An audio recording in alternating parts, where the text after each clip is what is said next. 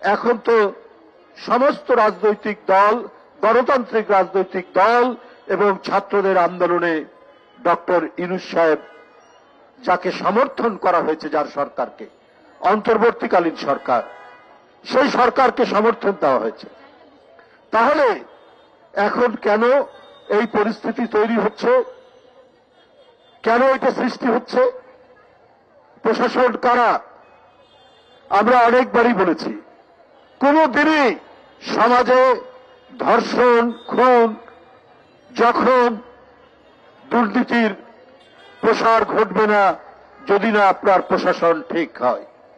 যদি প্রশাসন ঠিক থাকত তাহলে এইটি হতো না।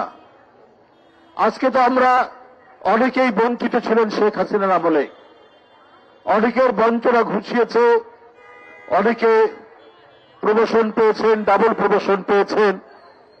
তো আপনাদের মধ্যে যে ক্ষোভ ছিল সেই ক্ষোভ তো থাকার কথা নয়। তাহলে তৃণমূলে, ইউনিয়নে, ওয়ার্ডে, থানায় সেইখানে আপনার প্রশাসনের কর্তৃত্ব প্রয়োগ হচ্ছে না কেন? এটা তো একটা বড় প্রশ্ন, এবং এর দায়িত্ব যাবে অন্তর্বর্তীকালীন সরকারের। অন্তর্বর্তীকালীন সরকার, আমরা যদি কোনো অভিযোগ করি এটাকে ওনারা ব্যক্তিগতভাবে নেয়, ব্যক্তিগতভাবে নিয়ে কোন কোন ক্ষেত্রে খুব কৌশলে তারা প্রতিশোধ গ্রহণ করার চেষ্টা করে। কিন্তু প্রকারান্তরে কি হচ্ছে? প্রকারান্তরে হচ্ছে আজকে ধর্ষণের পরিমাণ বেড়ে গেছে।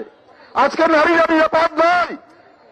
আজকে আপনার মেয়েকে স্কুলে পাঠিয়ে তার প্রত্যাবর্তন কিভাবে হবে? সে ক্ষতবিক্ষত হয়ে বাসায় ফিরবে, তো স্বাভাবিকভাবে বাসায় ফিরবে, তার কোনো নিরাপত্তা নেই।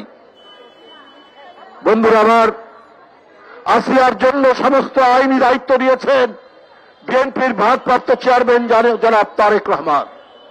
তিনি দ্রুত গতিতে বিএনপির নারী নেত্রীদেরকে তার বাসায় পাঠিয়েছেন, হাসপাতালে পাঠিয়েছেন।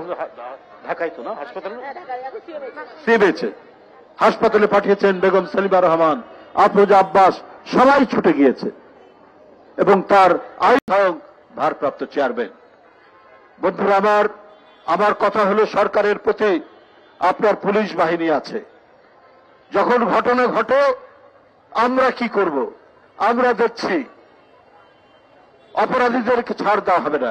আরে অপরাধী অপরাধ করার আগেই যদি আপনার আইনের প্রয়োগ ঠিকঠাক মতো হতো, আইনের শাসন প্রয়োগ করা হতো, তাহলে এই পরিস্থিতি হতো না।